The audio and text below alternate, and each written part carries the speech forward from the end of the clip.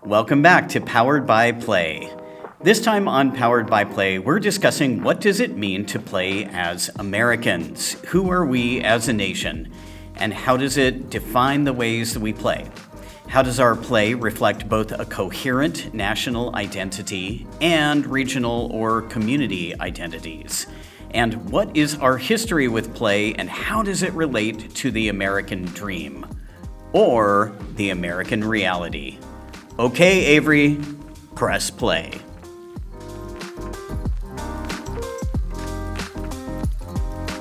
So, even though we have discussed that play itself originates in creatures of all kinds from way before humans were a thing, in Western culture, we have a very Puritan idea of play, which is very formed around the basis of mistrust. And there's this Western bias against play that historically, from Plato to the Puritans, as I'm quoting now from one of our favorite textbooks, Performance Studies by Richard Schechner. From Plato to the Puritans, the playful has been considered frivolous, unimportant, and even sinful. Playing is a major distraction, tempting people away from work, which is the quote unquote real business of living, end quote. And this can be symbolized by a child slash adult divide within play, whereas play is for children and work is for adults, and neither the two shall mix the betweens, whatever that saying is. And it can be represented through things such as red light districts, which are it's an imagery of risky sexual and subversive behavior because the color red psychologically resonates with the emotion or the action of stop and the feeling of hot. Like red is hot, so don't touch it, go far away from it, it's dangerous. And we have a cultural presence of binge to confession cycle of culture, for example, with Mardi Gras, like big party, and then Ash Wednesday, confess all your sins and never speak of this again. In red light districts, they're known to have con artists, sex workers, actors, and musicians, which is funny because the theater actually used to be considered quite a sinful, frivolous, risque partaking in the back in the days. That wasn't even English. Another quote from the book is that responding to America's New York's Broadway near Times Square, is that commencing in the early 1990s, Times Square and West 42nd Street were transformed from a quote-unquote adults-only district into a quote-unquote family-oriented neighborhood dominated by Disney, MGM, the Ford Motor Company, and other mega corporations. So it wasn't until more recently that even theater has become just family-friendly and not very limited just to adults and such.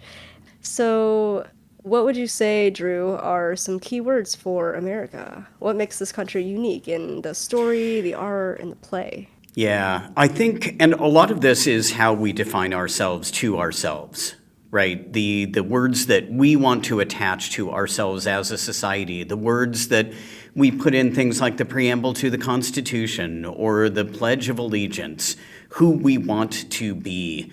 And I'm thinking of keywords like freedom. I'm thinking of keywords like justice, and the idea especially of hard work or industry, that hard work will equal success. I think that in general, besides those keywords, I think America has the sense of itself as a golden gate to immigration, the shining light of liberty, welcoming all, and a culture that draws pieces from many, many different cultures. Sometimes I think those are manufactured. If you look at something like the Disney parks' main streets and try to understand what they are referencing, the time period and the culture that they're trying to recreate, or Hollywood and how Hollywood creates an image of America. Or, by the way, Avery, seen very specifically in the Barbie movie recently. It was kind of fascinating how the Barbies came to what was the real world in LA, in Hollywood, and where the Mattel Corporation was, and that was sort of, oh, this is America, but this is the real world. Things also like Civil War reenactments or other reenactments, Latter-day Saints pageants, other things like that that are sort of, we are recreating our history in the way that we prefer to remember it.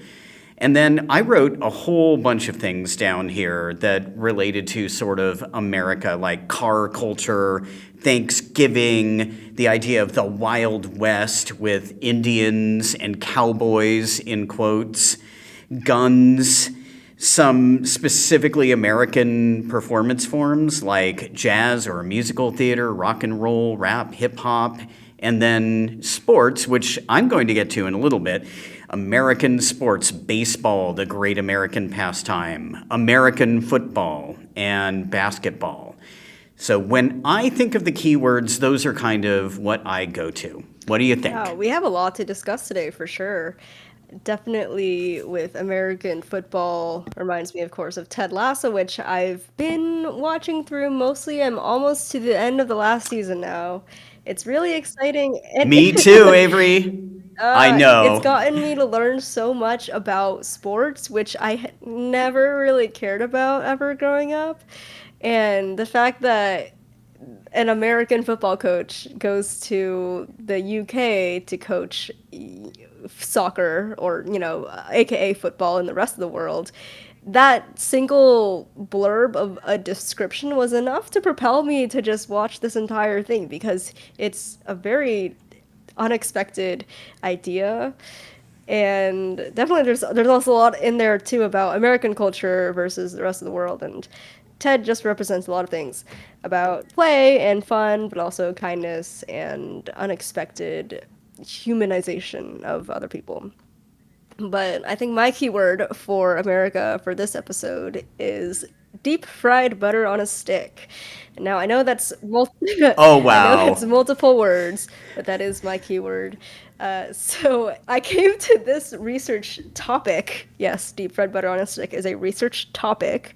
Argue with me on that, because for this episode I was researching the Illinois State Fair, which I attended recently, and I was digging more into where did state fairs come from in America and the existence of the agricultural fair and county fairs and such and such and such like that.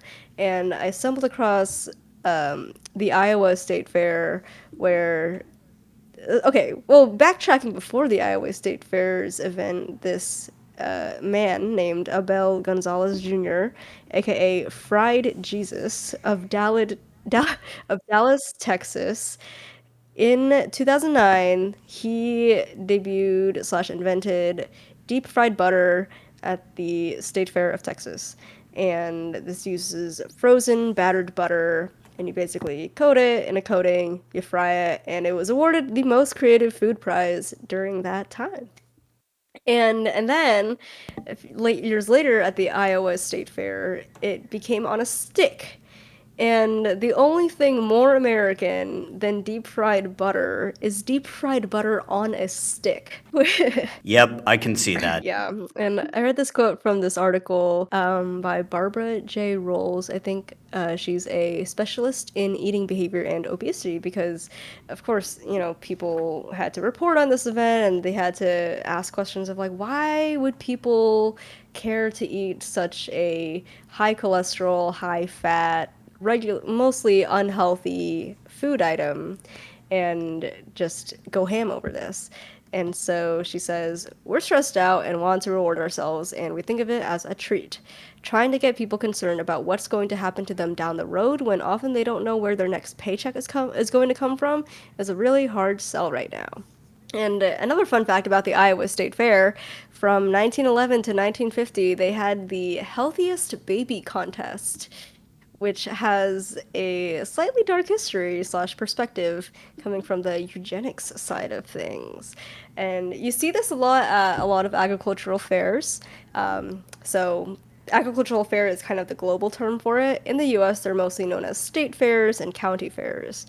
They have been around since the 19th century. They're an opportunity for the public to celebrate achievements and to break from their daily routine, and also to promote state agriculture. And so a large part of these fairs is for some sort of competition. So, healthiest baby, healthiest cow, yummiest pig, not yummiest, biggest pig, youngest pig, coolest color pig, biggest pumpkin, and farm products like biggest squash and most important corn and stuff like that. Drew, if you were to have a farm product that you would champion at your local state fair, what would it be? I think it would be most savory salad. Ooh. I'm going to say that. I'm going to say that you get your greens in there, and then you get some protein. You get some good teriyaki chicken in there, or you get some elote corn. I think that would be pretty fantastic. That's pretty nice. I would probably want to go with happiest horse. Oh, that's awesome. So back when the economy was mostly agriculturally focused, naturally people would want to be able to celebrate their achievements during a break from their daily routines of being farmers and such. So this competition was an opportunity for them to show off and to celebrate themselves and also have a little bit of fun. There would be some light entertainment that would grow in quantity over the years and decades. So after the agrarian economy, there would be an industrial economy in the 20th century with machinery and cars and such. And then in the 21st century would be focused more on a service economy where people not necessarily of the farm working capacity would still come to county fairs to still enjoy and have entertainment. So nowadays you would see carnival amusement rides and games.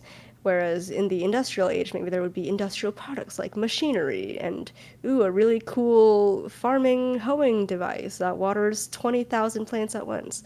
And you would also still see automobile racing and music as well.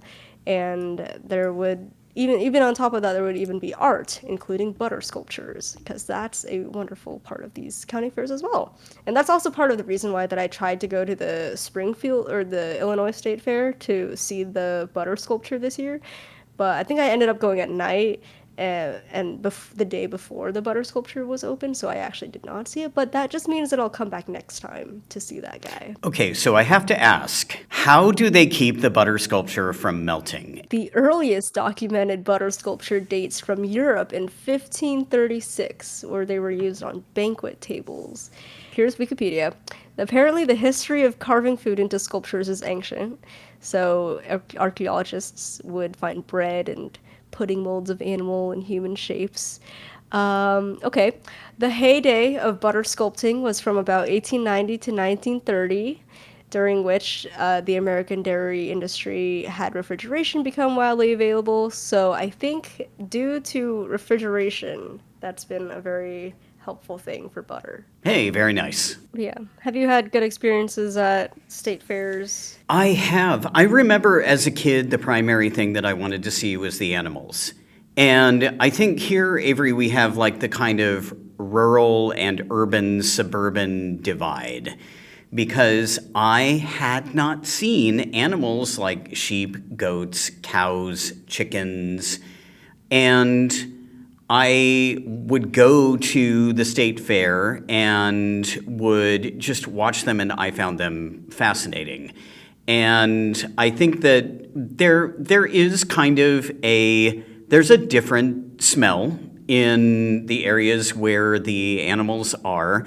And when I was a kid, I think I felt like, oh, okay, well, that's like the smell of a farm. And there were some kids who would go, ew, and cover their noses and stuff like that. But it didn't bother me too much, except for the one time that my family and I went to a dairy farm. That was another story. That was kind of overpowering. But state fairs loved the animals. And the rides, I think more than the rides that went around and around and around, it was the fun houses. I loved kind of exploring the fun houses. Most of the time people would be like, oh, I'm going to try to get through this as quickly as possible. but I wanted to check out, like, what is this mirror doing to me? And what is this character here? And Avery, I did attend the Orange County Fair here in Southern California this year. And here's something that I had never seen before, but I thought this was riveting. And that was a competition for table settings and a competition for design of a menu, table settings, decorations, and it absolutely blew me away. So there was one, for example, that was a competition to see who could match a Disney theme the best. So you had Beauty and the Beast with French food and the rose in the bell jar in the center of the table. You had Ariel and then the Little Mermaid, all that stuff, and with pearls on the plates and things. But then you had other things where they wanted you to, their brief to the people who were designing these was take a trip through history. And so there was an Egypt one, and there was a futuristic one. And Avery, I need to send you some photos that I took of these tables because they were pretty fantastic. I think this is now my favorite thing at the fair, and I'm going to go back and see this year after year. So there you go. That's freaking amazing. I remember my favorite part growing up of the Orange County Fair was the art areas because they had huge art and crabby sections where crochet artists and yarn artists would have these huge displays, and there would be that whole woodworking display area. So picture a canvas hanging on your wall, but instead of a canvas, it's wood, and it has been cut and carved to be a horse. It looks so majestic and almost painterly, but it's made out of wood. I don't know. I've always been really, really impressed to see all those sections there too. Yeah, and that's another sort of demystifying, like demystifying farm animals.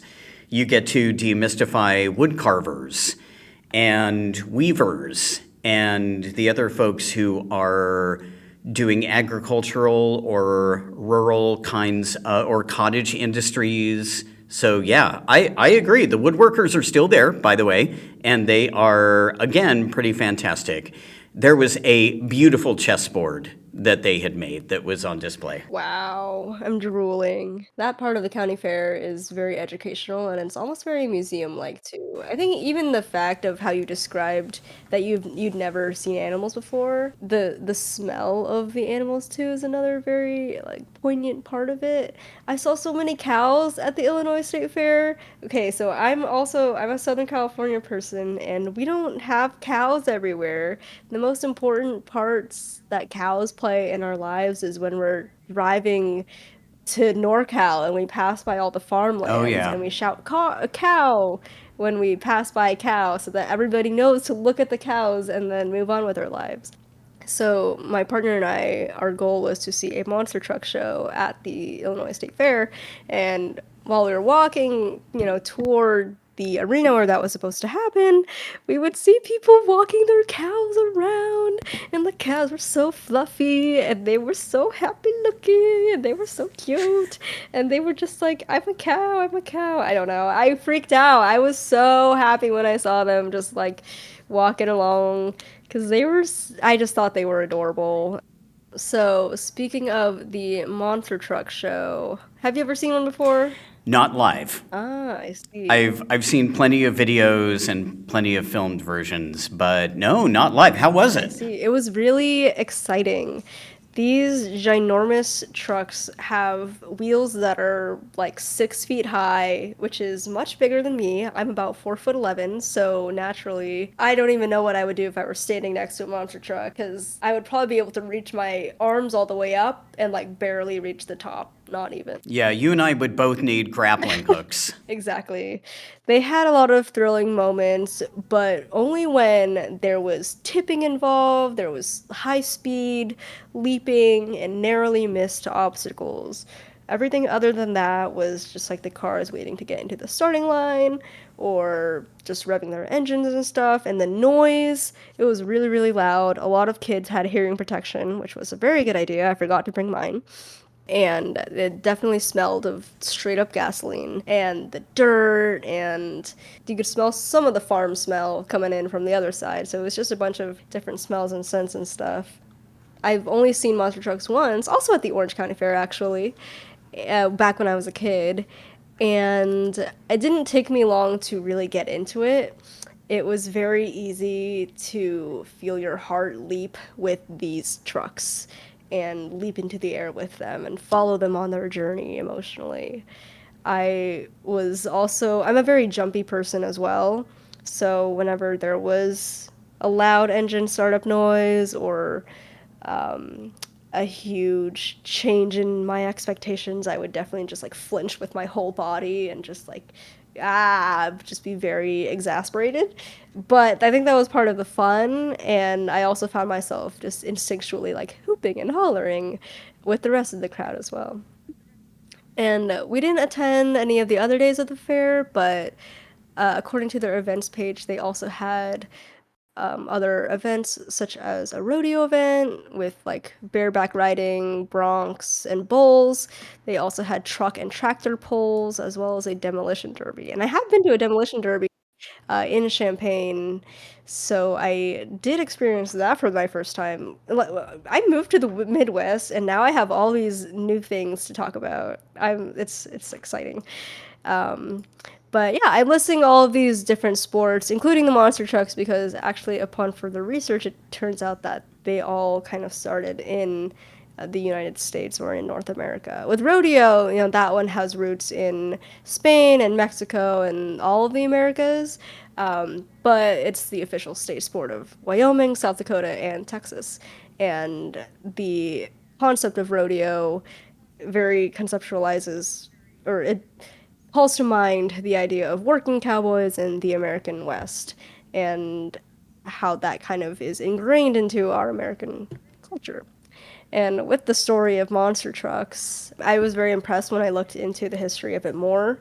One of the guys that I read about, Bob Chandler, he founded one of the most iconic monster trucks. It's the star of a lot of the 80s and onward monster truck kind of TV shows and extravaganzas. And it basically started out to paraphrase the whole monster truck hobby, he basically put giant wheels on his truck, and then he was like, "Well, I want to put bigger wheels on my truck," and he was just basically trying to put the biggest wheels onto his truck that he could. And then if you wanted bigger wheels, you would need a bigger engine. If you want a bigger engine, you got bigger axles and like all of that. So just like upgrading the whole freaking rig of the monster truck until it was able to crush a few cars underneath it. And basically when the first crowds saw him drive the truck onto a couple other cars, the crowd just went wild. And it was a very natural reaction to just want to keep gaining more and keep growing more. And I think that's a very American sport, a very American philosophy of, oh, I have to make the biggest truck. No, I have to make the biggest truck. And like competing with other people to also do that as well. I think this is kind of leading us into some of the points we'll probably make at the end about things like competition and excess and performativity. And I'm hearing a lot of this is my American dream. My American dream is to do something that is bigger, wilder, or it could be prettier, like the table settings, or it could be more useful, like the farm animals. And there's a lot of it. I kind of started off by saying the stories that we tell ourselves about ourselves, and especially in a place where we all come from different places. And so to share something, I can see a lot of these threads converging into kind of where we're going with this at the end. Yeah, you're definitely a master of being able to extrapolate thematic threads from all of these loose threads that I'm tossing around. But Avery, they're all amazing loose threads. Yeah. And that's okay, shall we hit a metaphor here? That's what loose threads do. They create a tapestry. They create something. All those loose threads, they're not sitting side by side naturally. They are woven together. And so they end up being next to each other and creating something that is both useful and beautiful, but they don't start out together. They literally have to be attached to each other. There you go, metaphor of the day. Thank you very much. That was beautiful. Absolutely. Anytime, Avery. And did you go on any rides? I did not go on any rides. We mostly just walked past Okay. them. I'm not a very big fan of carnival rides. The one of the rides that I saw at the Illinois State Fair was a tilt-a-whirl. It was just like it goes around in a circle, but it also goes up and down a little bit, and you sit in this little hubby, I guess. And it was an American themed one. It had like flag symbology around the sides, and I think the sign on it said America's favorite tilt-a-whirl or something like that. Very American, but literally just because of the symbology. I don't really know what else made it American, but maybe that's it. Maybe a flag is enough to make something American themed. It seems like it. It's immediately recognizable and understandable, and something that has meaning to a lot of people, different meanings to different people, but yeah, they would, okay, I'm going to feel like an American because I'm going to get on this ride and I'm going to be here with the flag. Maybe the flag is all around me, and I'm just going to feel in that moment like America is spinning me around and around and around. That's a really good advertisement statement for that ride. There you go. Tilt-a-whirl, Yeah. look me up. Okay, and should we talk about sports a little bit? Yeah. Let's do that.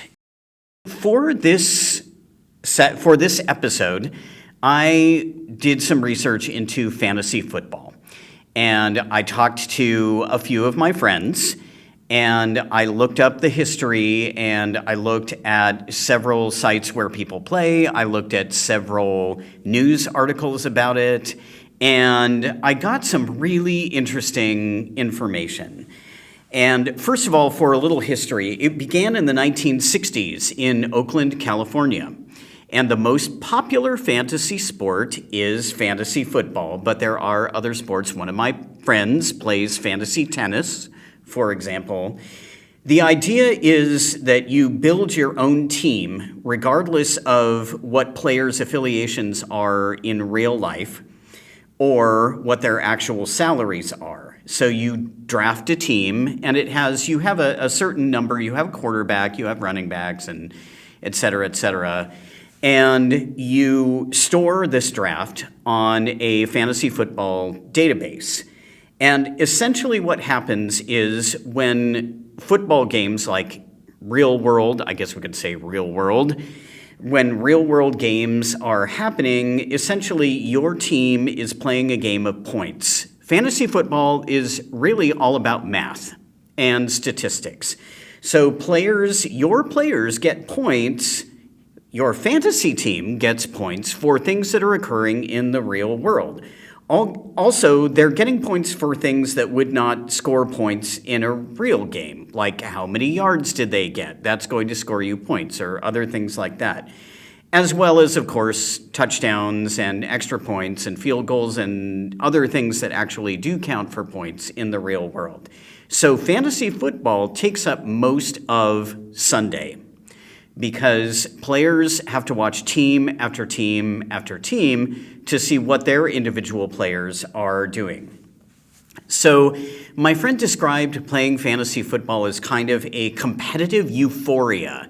And I love this term, competitive euphoria. The idea that you are competing and you watch these players.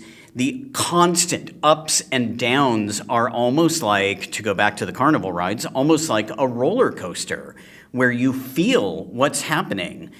Some fantasy football players are in it, and they're usually called managers. Some managers are in it for the money, but many want to learn more about their players and more about the sport in general. And one of my friends that I talked about, at some point he had to step away from a couple of the leagues he was in. It was starting to become too consuming. He was losing time with his family. Now he's got a better balance, and his daughter is actually old enough to be interested in fantasy football. And so on Sundays, she'll ask him how his team is doing and what's happening and things like that. Here's another interesting thing. I had no idea that this was happening, Avery, but about 4/5 of NFL players play fantasy football. And they actually comment on both sports, the real-world games and the fantasy football games. And I found this amazing quote from the great Peyton Manning. So Peyton Manning was... he was relating a typical conversation with a fantasy fan, and he said, the fan said, "Hey, Peyton, great game last week." Peyton said, "Yeah, but we lost." And the fantasy football fan said, "But you threw 5 touchdowns, and that's all I need from you."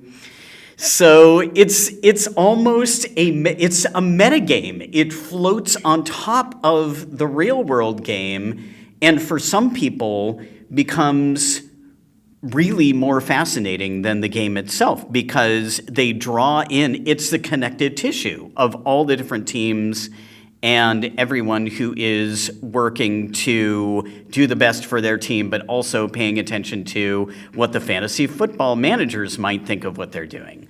So here, I think, for me, fantasy football is very American, in both parts of the name. Fantasy, playful, guided drafts, the sense that anything could happen, the sense that you are in charge, and without the kind of money or the kind of responsibility that a real manager of a team here, okay, now we're back to Ted Lasso, Avery, that without the kind of money or responsibility that a real manager would have, you can actually live this out, live your fantasy. And then football, in terms of all that football connotes, American football, the NFL, the mass media, American culture, even if you don't really watch football or pay attention to it, chances are you're probably going to be invited to a Super Bowl party, or somebody's probably going to ask you, if you say you come from Southern California, they're going to say, "Oh, okay, what team? Who's your team?"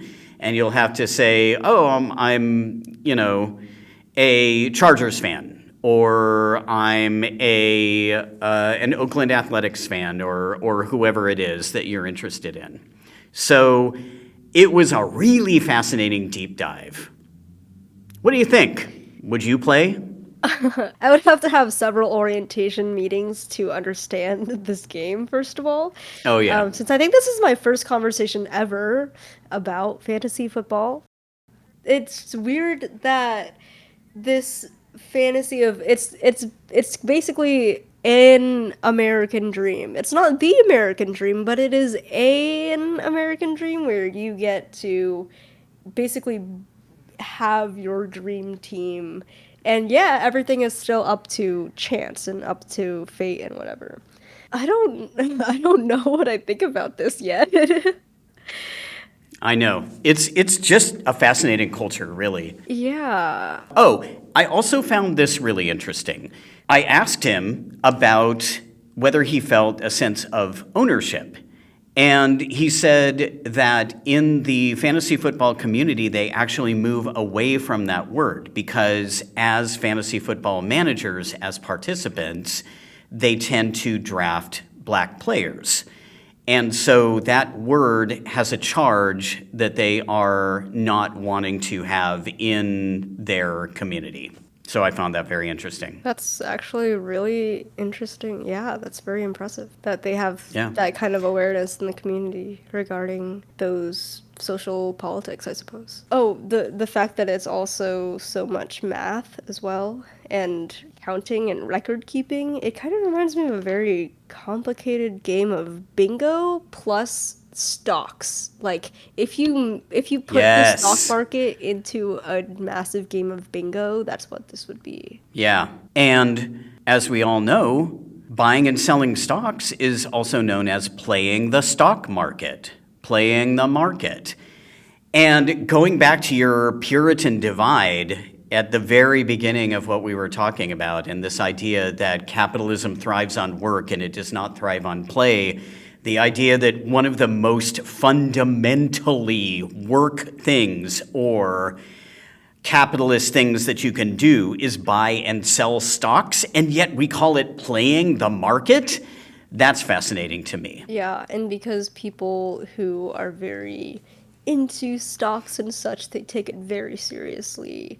And they choose their best teams, basically. They choose all the best players that they want to have on their own team. And yet, so much of their circumstantial results are going to be caused by a huge number of outside factors outside of their own control as well. And and there's also, don't they call it game theory in economics as well? Yes, they do. Yeah. Fascinating. I know. All these words that the Puritans would probably not want woven into American culture, game theory and playing the market and all these things. And even with the attitudes toward play that, the West used to be founded on, it's it's such a contrast that play has been seen as so tempting, right? That word again of it's tempting you to stop the productivity, and the productivity is what is best. However, American culture, I mean, if you look at the culture of football and fantasy football, that's a huge part of what makes a lot of Americans happy. Oh, absolutely. And it shows up in sports, it shows up in gambling, it shows up in all kinds of places. Avery, think about a movie or any story about the Wild West that did not have poker in it, for crying out loud. Poker is so intertwined with this story of moving west and trying to find new spaces. And I'm thinking of like the song Oklahoma from the musical Oklahoma, right? Plenty of space to swing a rope, plenty of heart, and plenty of hope. I know it's a very silly song, and it absolutely discounts the presence of Native peoples in these regions. But the idea that poker as a game was so important in how people socialized in those boom towns. And I think maybe it's a good time to talk about how we know about play and how play persists and how it's communicated. I want to begin this section, I want to give a shout out to the Strong Museum of Play in Rochester, New York, which collects artifacts from all periods of play and tracks history through toys and games, has a phenomenal collection. So if you're ever in Rochester, also publishes a journal of play. So it's an amazing institution, both academically and as a museum itself. So you can look at how these archives created.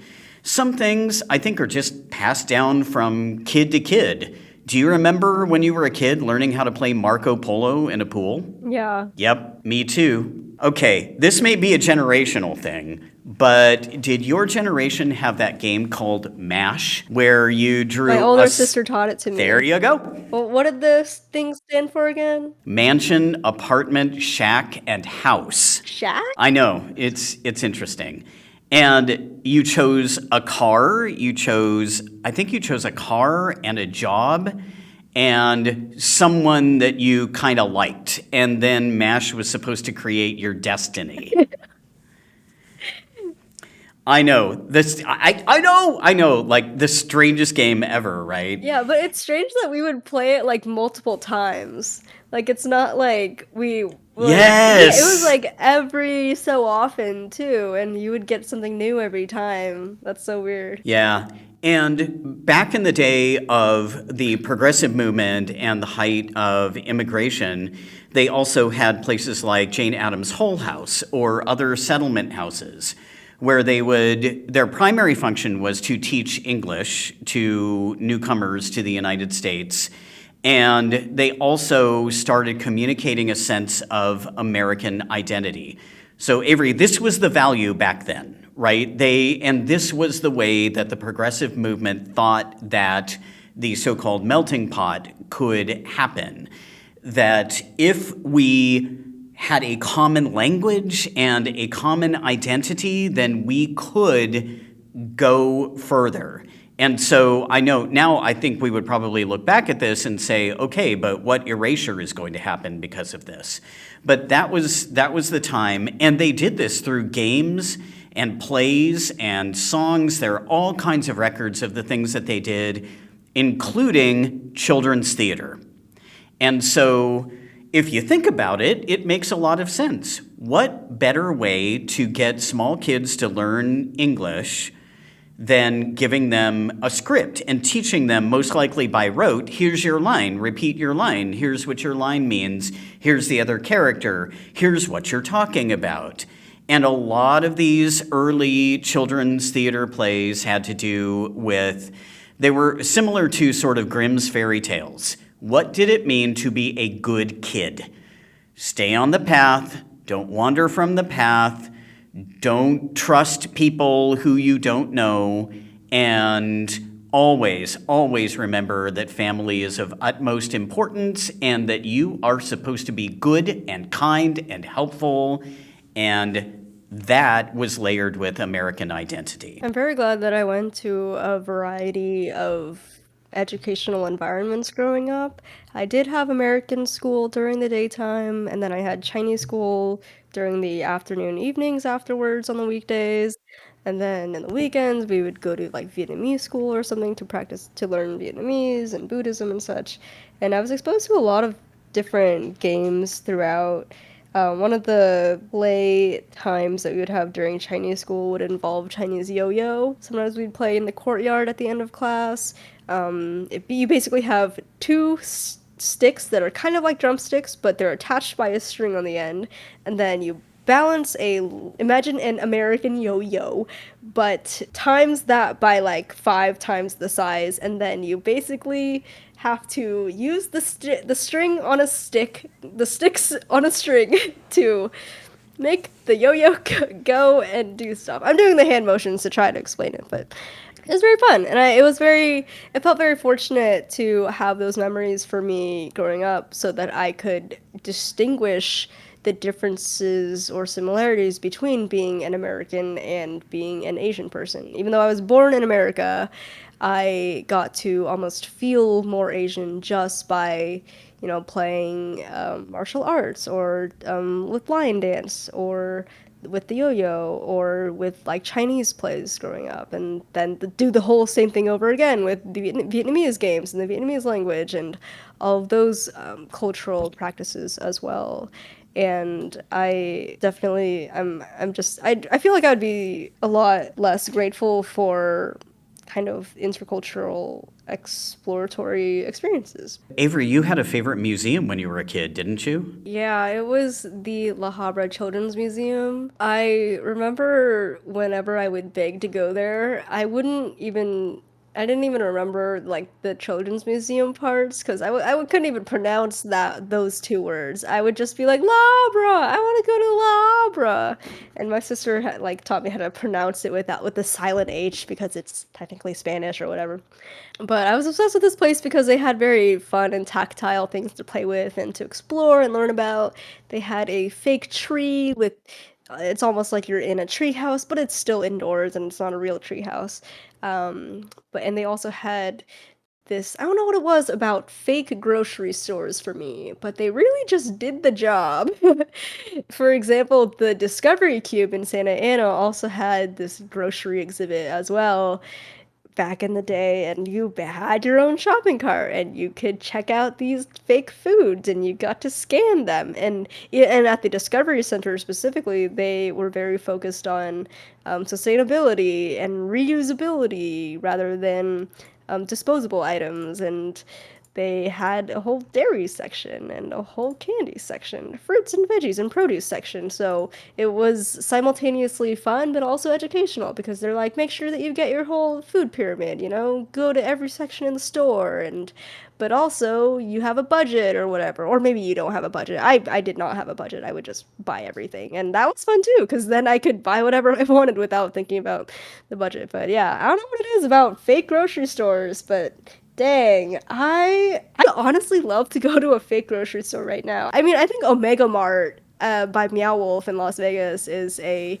I was just going to say that. yeah, I've heard a little bit about that. So maybe that place is actually my dream come true. So maybe that's my next stop. Maybe. I would love to go check it out. I think there are 3 Meow Wolf sites, and I would love to go and check them out and compare them. And I bet they are just an absolute research study on play, each and every one of them. So, Drew, backing up to some concluding questions here, how do we cohere or how do we diverge? And what does play have to do with both of these? Out of all of this, what does this tell you about who we are when we play in America? I think that one of the things at play here, ha ha ha, pun intended, one of the things at play here is the idea of excess and waste. That we as Americans have the ability to spend money or buy extra food or spend extra time doing things. We are, in many ways, a rich country, or at least we say we are. At least that's the story that we tell ourselves. These ideas about excess and waste and how they define the wealth and the power of a country or a society come from Joseph Roach in his book, Cities of the Dead. Great book. We have no requirement to fetch water daily. Except for farmers, we have no requirement to engage in animal husbandry or slaughter or things like that. We have no daily requirement, the vast majority of us, to build chairs or tables, do any kind of carpentry, and really not much of a requirement to sew. And so most of the things that we can do are part of leisure time. We are, in many ways, a country of leisure. And leisure and play, in our very first episode, we didn't really put those two ideas together. But that's sort of an interesting word pairing, too. And then we have pop culture that I think a lot of people cohere around. So things like superheroes, like the MCU, brought people together across lines of class or race or gender in many ways. I'm not saying this is perfect, but I think in many ways those things brought people together more than life kind of as lived every day. Star Wars, of course. I mean, I could say who doesn't love Star Wars, but then we'll get people saying I don't love Star Wars. But Star Wars reaches across those boundaries as well. But there are fandoms, there are other sites of divergence, there are regional sites, so people have teams like Los Angeles' Drew League in basketball, which I just found out. So this is a league that was started a few decades ago where people who are looking to become professional can come and play. This is basketball. Come and play with folks who are pros who also come and just play with other folks just because the Drew League is different than the Pro League.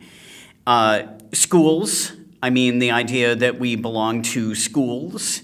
One of the first things that I always get asked when I say I'm a professor is, where do you teach? And then Chapman has kind of a charge to it. I think a lot of people ask, where did you go to school? Or I've heard a lot of people saying, where did you go to high school? Just to get an idea of where this person was planted when they were a kid. And also, some of these are income based. So things like golf or things like yachting. They are divergent because you have to have the money in order to sort of engage in one of these playful undertakings. And then also, I think some of them are background based. I'm thinking of lowrider culture and how that is very much associated with Chicano culture. Or things like the Jewish hora dance, the circle dance, that if you walked into a celebration after a bar mitzvah or a bat mitzvah or a wedding, I would venture to say that everyone there who is of the faith would know exactly what was going to happen when Hava Nagila started playing, right? And anyone who is sort of an outsider to the faith would have to look and see what this play existed. Anyone who was outside the faith, outside the culture, would have to look and see how this play was set up in order to become part of the circle dance. So, yes, it does help us cohere. It does give us an understanding, for better or worse, of what does it mean to be part of this country. It also gives us an understanding of, I am a Korean American. I am a Chicano. I am a Muslim American with roots in Pakistan. You know, all these different ways that we have two identities existing simultaneously. And I think that we talked a lot about this without sort of examining it or being critical about it, but I think that's where you might go in your wrap up here, Avery. So I'll leave that to you. But I found this final quote, which I kind of love, and this just said it all to me. And this is by Jacques Barzun. Jacques Barzun said, "Whoever wants to know the heart and mind of America had better learn baseball, the rules and realities of the game, and do it by watching first some high school or small town teams." There you go, Avery. Over to you. That's a really fantastic quote. Thank you so much. I was reminded when you talked about fandoms and such, some of my favorite cartoons growing up were Teen Titans and Sailor Moon and Pokemon, all of which originated from, Japan. But I think one of my favorite American cartoons growing up was Tom and Jerry. There was just something about the lack of dialogue, yet the completely action-filled, physically comedic sense of that show that cracked me up and just kept me coming back as a kid. Um, but that's not to say, of course, that but also I'm also very glad that I had Teen Titans and Sailor Moon and Pokemon as well because those also really shaped me growing up too.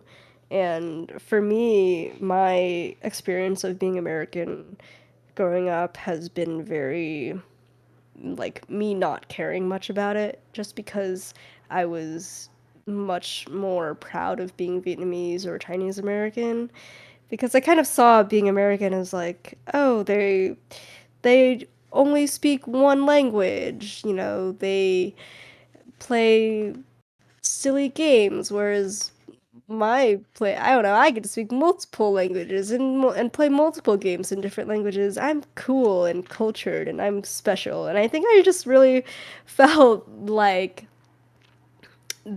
the American flag didn't really represent me because I saw so many iterations of it representing other people in other specific ways that didn't really necessarily match with how I felt on the inside.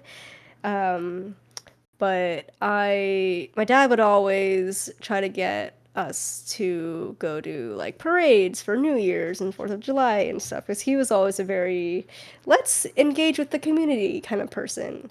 And so, in honor of his spirit, he's alive. Oh my God. I meant in honor of his energy, this energy of, exploring local communities. When I moved to Champaign, Urbana in Illinois, This summer, I decided to attend their 4th of July parade, and it was very interactive. There was lots of waving. There was so much waving from the float people that you just like feel compelled to wave back.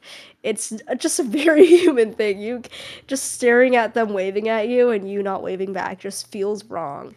But anyway, there was definitely a ton of the symbols and imagery that we've already discussed of like the American flag and like the matching uniforms and colors, and there was even like hay bales on most of the floats for people to sit on. And it was just like very family oriented, a lot of parents and children and both the audience and the people in the parade themselves.